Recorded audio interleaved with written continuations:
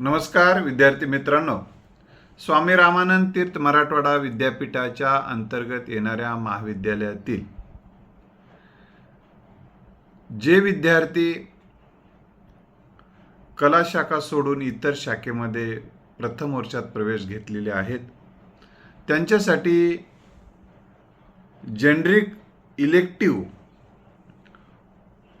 हा जो अभ्यासक्रम तुम्हाला यावर्षी कोर्स तुम्हाला निवडायचा आहे, तो निवडण्यासाठी तुम्हाला जर तो मराठीमधून निवडलेला असेल, मराठी विषयाचा निवडलेला असेल, तर त्यासाठी स्पर्धा परीक्षा मराठी भाषा आणि व्याकरण हा विषय तुम्हाला शिकावा लागणार आहे. मग तो कॉमर्स असतील, तुम्ही कॉमर्सच्या असाल, सायन्सच्या असाल किंवा अन्य फॅकल्टीचे असाल, तर प्रथम वर्षामध्ये या शासनाने जे काही धोरण नवीन शैक्षणिक धोरण 2020 NEP असं त्याला म्हटलं जातं, त्यानुसार ज्याचं जी मराठी आहे म्हणजे स्पर्धा परीक्षा मराठी आणि व्याकरण असं त्या पेपरचं टायटल आहे. तर आपण पहिल्यांदा आज आपण या अनुषंगानं काही महत्त्वाचे मुद्दे बघणार आहोत. सिलेबस मी पुढच्या भागामध्ये देतोय, परंतु सर्वसाधारणपणे स्पर्धा परीक्षेची तयारी करताना विद्यार्थ्यांनी कसं आपल्याला तयार करणं गरजेचं असते हे पाहणं अतिशय गरजेचं आहे. तुम्हाला जर खरंच स्पर्धा परीक्षेमध्ये उत्तीर्ण व्हायचं असेल आणि तुम्हाला हवं ते पद प्राप्त करायचं असेल, तर काही महत्त्वाचा बदल आपल्यामध्ये करून घेणं गरजेचं आहे. कारण स्वतःमध्ये बदल करून घेतल्याशिवाय आपल्या जीवनामध्ये आपण बदल आणू शकत नाही आणि आपल्या कुटुंबामध्ये बदल आणू शकत नाही आणि समाजामध्ये काही बदल घडवून आणू शकत नाही. म्हणून परिवर्तन हा विकासाचा पाया असतो असं म्हटलं जातं. पहिल्यांदा तुमची प्रेरणा स्पर्धा परीक्षेमध्ये यशस्वी होण्याची काय आहे हे पडदा असले पाहिजे. कारण प्रेरणा प्रबळ असेल तर यश प्रभावी मिळत असते. काय म्हटलं लक्षात ठेवा, प्रेरणा जर प्रबळ असेल तर प्रभावी यश मिळते. लोकांचं लक्ष वेधून घेणारं यश तुम्ही संपादन करू शकता, तर प्रेरणा प्रबळ असते. तुम्हाला कशासाठी व्हाय क्लिअर झाला पाहिजे आधी. तुम्ही कशासाठी स्पर्धा परीक्षेची तयारी करत आहात एकदा लक्षात घ्या. आणि या स्पर्धा परीक्षेचं स्वरूप सुद्धा या अभ्यासक्रमामध्ये आहे. स्पर्धा परीक्षेचं स्वरूप, ते 2 मुद्दे सांगतो तुम्हाला. स्पर्धा परीक्षेचे स्वरूप, विविध क्षेत्रातील संधी आणि मग बाकीचा सिलेबस आहे खाली, ते उद्या सांगतो मी. तर स्पर्धा परीक्षेचा अभ्यास करत असताना तुम्हाला स्पर्धा परीक्षेच्या मध्ये यशस्वी व्हायचं आहे, त्यामागची काय प्रेरणा आहे. पैसा असू शकते तुमची, नाही मला विशिष्ट पदावर जायचं आहे हे असू शकते, किंवा मला समाजाच्या अडचणी, समस्या, प्रश्न मला निरपेक्ष पद्धतीनं सोडवायचं आहे, ही सुद्धा एक प्रेरणा असू शकते. कारण आता अनेक सरकारी कार्यालय म्हणजे भ्रष्टाचाराचे केंद्र झालेले आहेत. पैसे दिल्याशिवाय कामं होऊच नये अशी एक यंत्रणा उभी केलेली आहे. तर ह्या भ्रष्ट यंत्रणेला मला कुठंतरी संपुष्टात आणण्यासाठी माझ्या परीनं मला प्रयत्न करायचा आहे, याचा किळस आलेला आहे मला, असं तुम्हाला जर वाटत असेल तर ही सुद्धा एक ज्वलंत प्रेरणा असू शकते. किंवा माझ्या आईवडिलांचं स्वप्न आहे मी अधिकारी बनावं, मी अधिकारी झालो हे मला सांगायचं आहे, बाबा मी अधिकारी झालो हे मला सांगायचं आहे. माझ्या नातेवाईकांचे ज्या माझ्याकडून जी अपेक्षा आहे मी अधिकारी बनावं, त्यांचे डोळे जे माझ्या दिशेने लागलेले आहेत त्या डोळ्यांचं पारणं मला फेडायचं आहे. ही प्रेरणा सुद्धा ज्वलंत प्रेरणा असू शकते. आणि त्या पदावर बसलेलं मलाही पाहायचं आहे, माझ्या नातेवाईकाला, माझ्या समाजाला, माझ्या या देशाला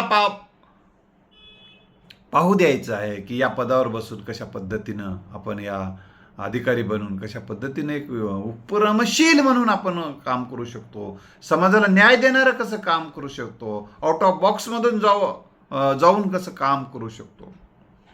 चौकटीतच राहून नाही, कायद्या बोटच ठेवून काम करत गेलं तर समाज खाली गाराडात जाते. हे लक्षात येत आहे माझ्या, तर हे सगळे कायदे वगैरे आहेत ना, या कायद्याची बूज राखून कायद्याचा समाज उपयोगी अर्थ काढून या समाजाला मला न्याय द्यायचा आहे, ही सुद्धा एक प्रेरणा असू शकते.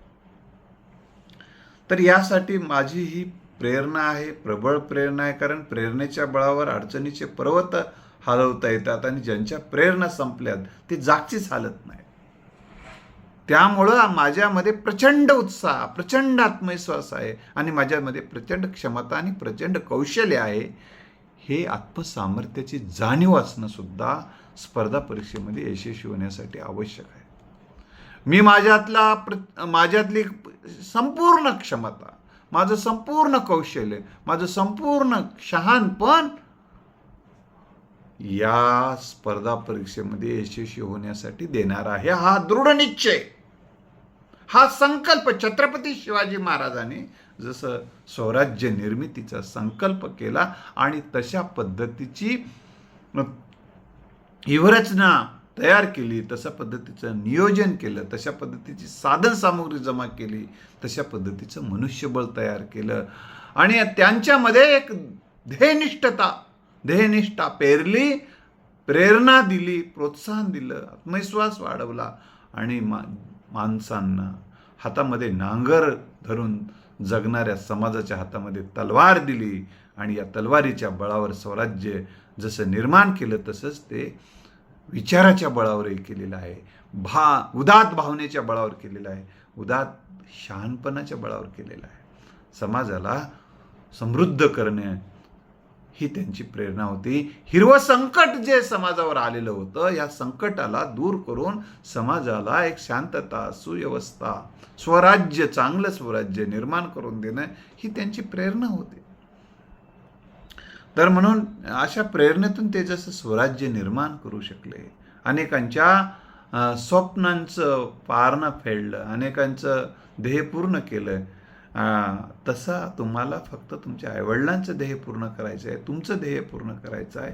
ही भावना डोळ्यासमोर ठेवा आणि समाजाचंही तुम्हाला काही देणं लागते, ही भूमिका घेऊन समाजातही तुमच्या पदाच्या माध्यमातून काही बदल घडवून आणता येईल, ही प्रेरणा घेऊनही तुम्हाला वाटचाल करायची आहे. पोरांनो, त्यासाठी प्रेरणा आणि आपल्या क्षमता, कौशल्य आणि शहाणपणाचा 100% वापर करायचा आहे. ही भावना घेऊन वाटचाल करायचं आहे. मला ही स्पर्धा परीक्षेच्या विद्यार्थ्यांनी अशी मानसिकता तयार केली पाहिजे. कारण मानसिकता विजय असेल तरच तुमच्या जीवनात विजय मिळणार आहे. कारण भिकाऱ्याच्या मानसिकतेत जगून राजा बनता येत नाही, ही गोष्ट आपण लक्षात ठेवली पाहिजे. विद्यार्थी कसंही वागतो, कसंही बोलतो, कसंही जगतो, केव्हाही उठतो, केव्हाही झोपतो, केव्हाही काहीही बोलतो, वर्गात येऊ वाटेल तर येतो, येऊ वाटणार तर येईना, सरचं ऐकू वाटलं तर ऐकतो, ऐकणार तर ऐकणं, पुस्तक वाचू वाटलं तर वाचतो, वाटलं तर वाचणं. अशा विद्यार्थ्यांसाठी स्पर्धा परीक्षा नाही, त्यांच्यासाठी जीवनही नाही खरं तर. कारण जीवन जगण्यासाठी एक प्रबळ प्रेरणा लागते, प्रचंड आत्मविश्वास लागतो. आपल्या क्षमतांचा, कौशल्यांचा, शहाणपणाचा प्रभावी वापर करत जगणं लागते. तरच त्या जगण्याला काहीतरी एक अर्थ असतं. नसतं किड्या मुंग्यासारखं काय जगतात, तर तेही जगतात की पोट भरण्यासाठी, पोट भरतात आणि झोपतात, अवलादी पैदा करतात, निघून जातात. एवढं हे आपण काही पशुतुल्य जीवन आपल्याला थोडं जगायचं आहे. आपल्याला एक पशुपेक्षा एक वेगळं वैभवशाली जीवन जगण्यासाठी आपल्याला या स्पर्धा परीक्षेच्या माध्यमातून तुम्हाला एक चांगला अधिकारी बनायचं आहे आणि अधिकारी बनून तुमचं जीवन आणि समाजाचं जीवन सुखकर करण्यासाठी प्रयत्नशील राहायचं आहे. मला 2 पद्धतीचं काम करावं लागणार आहे, एक स्मार्ट वर्क, हार्ड वर्क. कारण केवळ हार्ड वर्कनं तो माणूस मोठा होत नाही, तर त्याला स्मार्ट वर्कची सुद्धा आवश्यकता आहे. कारण एक उदाहरण देतो, म्हणजे हार्डवर्क आणि स्मार्ट वर्कचं एक तुम्हाला लक्षात येऊ शकतं. काय स्मार्ट पद्धतीने काम केलं असं म्हणतात. एक स्पर्धा होती. एका वाळूमध्ये वाळूचा ढीग टाकलेला होता, त्याच्यामध्ये लोखंडाचे कण टाकलेले होते.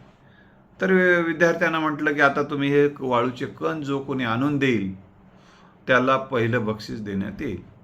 परेश गेले, मुलं सगळेजण वेचू लागले त्या वाळूचे कण. एक मुलगा गेला, चुंबक फिरवला त्या वाळूमध्ये आणि जास्तीत जास्त कण त्याला लागले, तो घेऊन आला आणि तो विजयी ठरला. हे स्मार्ट वर्क आणि ते वाळू याचत बसणं हे हार्डवर्क आहे. आणि हार्डवर्क आणि स्मार्ट वर्कचे अनेक उदाहरणं आपल्याला देता येऊ शकतात. सातत्यानं सराव हा तुम्हाला अतिशय गरजेचा आहे. दृढ निश्चय केल्यानंतर तुम्हाला सातत्यानं सराव करायला पाहिजे. ध्येय ठरवलेलं आहे आता तुम्ही, कारण एकाच वेळी अनेक ध्येय ठरवू नका. हे ध्येय ठरवलेलं आहे तुम्हाला अधिकारी बनायचं, तर आता ध्येय ठरवल्यानंतर दृढ निश्चय करून तुम्हाला सातत्याने स्पर्धा परीक्षेसाठी आवश्यक असणारी क्षमता, कौशल्य, शहाणपण विकसित करायचं आहे.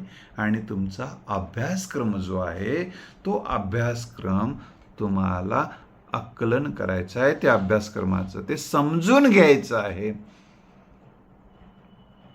कारण पाठांतर करून तुम्हाला मोठं बनता येत नाही. या क्षेत्रात पाठांतराचा 10% भाग असू द्या, पण तुम्हाला जो काही विषय आहे तो तुम्ही समजून घेणं अतिशय गरजेचं आहे. तुम्हाला तो आकलन होणं अतिशय गरजेचं आहे. कारण एखादा विषय तुम्ही समजून नीट घेऊ शकला नाही तर लोकांना नीट समजून सांगू शकणार नाहीत. त्यामुळे तुमची आकलन क्षमता तपासली जाते स्पर्धा परीक्षेच्या माध्यमातून. तुमचं पाठांतर तपासलं जात नाही, लक्षात ठेवा. त्यामुळे तुमची आकलन क्षमता अतिशय महत्त्वाची गोष्ट आहे. म्हणून काय होतं माहिती आहे का, यातील प्रश्नांचं स्वरूप बऱ्याचदा तुमच्या आकलनाची कसोटी पाहणारं असते, वरवरचं नसते. उदाहरणार्थ एक सहज प्रश्न तुम्हाला विचारतो, वरवरचा अभ्यास करणारे उत्तर सहज देऊन टाकते. एक प्रश्न असा आहे की हैदराबाद हे शहर कुठे आहे? तुम्ही म्हणतात, पटकन उत्तर देतो, हैदराबाद हे शहर भारतात आहे. तर कुठे आहे म्हटल्यानंतर तो पाकिस्तानमध्ये पण आहे. तर त्याचे पर्याय दिले जाऊ शकतात. हैदराबाद शहर हे कुठे आहे? तर खालीलपैकी भारत आणि पाकिस्तानमध्ये आहे, भारतात आहे. काय पर्याय देऊ शकतात? हैदराबाद हे शहर भारतात आहे हे एक पर्याय देऊ शकतात. हैदराबाद हे शहर पाकिस्तानमध्ये आहे असं एक पर्याय देऊ शकतात. हैदराबाद हे शहर भारत आणि पाकिस्तानमध्ये आहे हा एक पर्याय देऊ शकतात. किंवा अजून एक पर्याय देऊ शकतात, यापैकी कोणताही पर्याय योग्य नाही. तर तुम्हाला यातला पटकन उत्तर देऊ शकता, हैदराबाद शहर भारतात आहे असं नाही चालणार. इथली तुमची, त्यामुळं तुमचं आकलन नीट असणं गरजेचं आहे. UPSC सारख्या परीक्षेमध्ये तुम्हाला जगाचा इतिहास माहीत असणं गरजेचं असते. म्हणून तुम्हाला तुमचा अभ्यासक्रम कुठल्या स्तराचा आहे पण तपासणं तुम्हाला गरजेचं आहे. कारण तुम्ही कुठली परीक्षा देत आहात त्यावरून त्या परीक्षेचा अभ्यासक्रम ठरलेला असतो. तो अभ्यासक्रमाचाही मी परिचय तुम्हाला पुढच्या काही व्हिडिओमध्ये देईल. तर दृढनिश्चय केला, आत्मविश्वास आहे. परीक्षेचं स्वरूप तुम्ही समजून घेणं अतिशय गरजेची गोष्ट आहे. कारण परीक्षेचं स्वरूप जर कळलं नाही, परीक्षेमध्ये आपल्याला काय, परीक्षकांना काय अपेक्षित आहे, प्रश्नपत्रिकेला काय अपेक्षित आहे, कशा पद्धतीचं उत्तर अपेक्षित आहे आणि त्या परीक्षेच्या प्रश्नांची खोली आणि उंची काय आहे हे तुम्ही पहिल्यांदा लक्षात घेतलं पाहिजे. आणि घाबरून जाण्याची गरज नाही, पण एक सर्वसाधारणपणे तुम्हाला माहीत असणं गरजेचं. एक प्रकरण वाचल्यानंतर, उदाहरणार्थ किंवा एखादा टॉपिक वाचल्यानंतर, भारतीय संविधान आहे उदाहरण, भारतीय संविधानावर आतापर्यंत कशा पद्धतीचे प्रश्न विचारले गेले याचा तुम्ही लेखाजोखा घेतला पाहिजे, समजून घेतलं पाहिजे कशा पद्धतीचे प्रश्न अपेक्षित आहेत. इंटरव्ह्यूमध्ये कशा पद्धतीचे प्रश्न यावर विचारले जातात हे सुद्धा तुम्हाला माहीत असलं पाहिजे. तुमचा जर जो निबंधवजा लिहायचा आहे तुम्हाला, त्यामध्ये जे दीर्घोत्तरी प्रश्न लिहायचे आहेत त्यात कसे प्रश्न विचारले जातात हे सुद्धा अतिशय महत्त्वाचं आहे.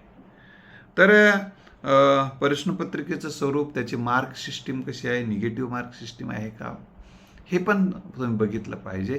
ते किती ओळीत उत्तर द्यायचे आहे आणि किती वेळात उत्तर द्यायचं आहे हे सुद्धा अतिशय गरज आहे. कारण स्पर्धा परीक्षेमध्ये अचूकता आणि गती खूप महत्त्वाची असते. कारण इकडे पारंपरिक पद्धतीने ज्या परीक्षा देता तुम्ही, तिथं काय असते, सर्वसाधारणपणे पास झालं तरी तुम्ही पुढच्या वर्गात जाऊ शकता. इथं साधं पास झालं तर स्पर्धा परीक्षेमध्ये तुम्ही पुढे जाऊ शकणार नाही. पास होण्याचं क्रायटेरिया इथं नाही. तुम्हाला इथंच यशस्वी त्या पदापर्यंत जाण्यासाठी ज्या ज्या काही गोष्टी आहेत त्या करणं गरजेचं आहे.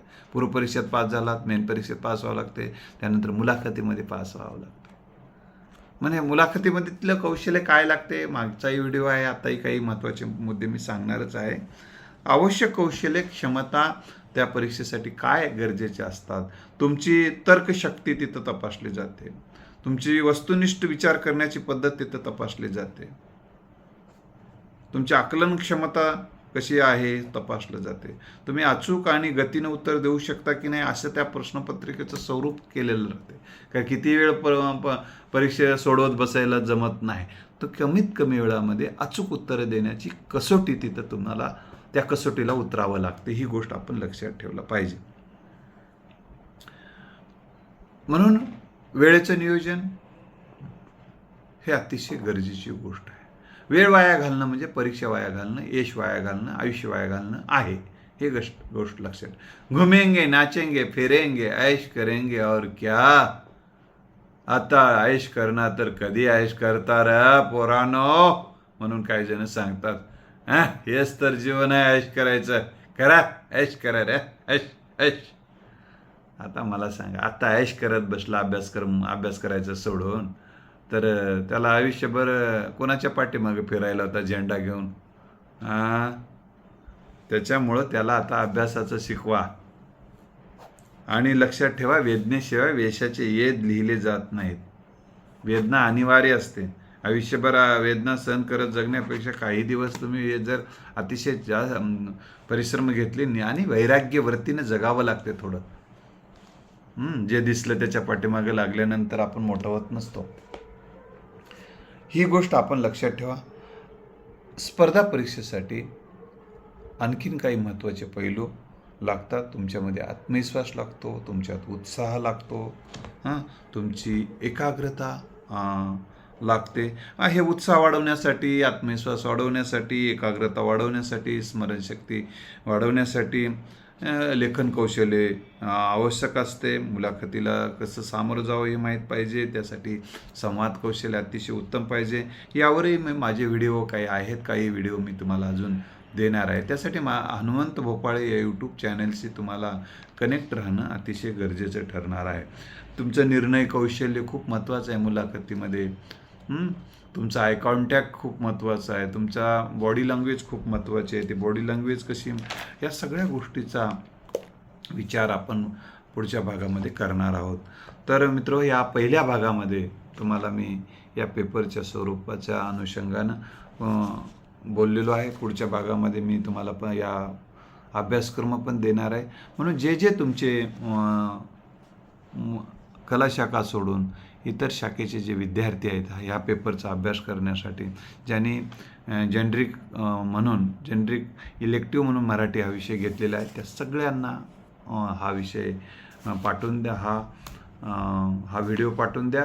आणि आपण माझ्यासोबत तुम्हाला कॉन्टॅक्टमध्ये राहायचं असेल तर माझा नंबर पण देऊन ठेवतो. पण तुम्ही मेसेज करा आणि मग वेळ घेऊनच मग बोलता येईल तुम्हाला. 9767704604. मग त्यानंतर आपण काही प्रश्न असतील तर मला व्हॉट्सअपवर सुद्धा हा नंबर आहे. व्हॉट्सअपवरही त्या प्रश्नाचे उत्तरं मी तुम्हाला देण्याचा प्रयत्न करेल किंवा आपल्याला वेळ घेऊन आपण बोलूया. नमस्कार, पुन्हा भेटूया.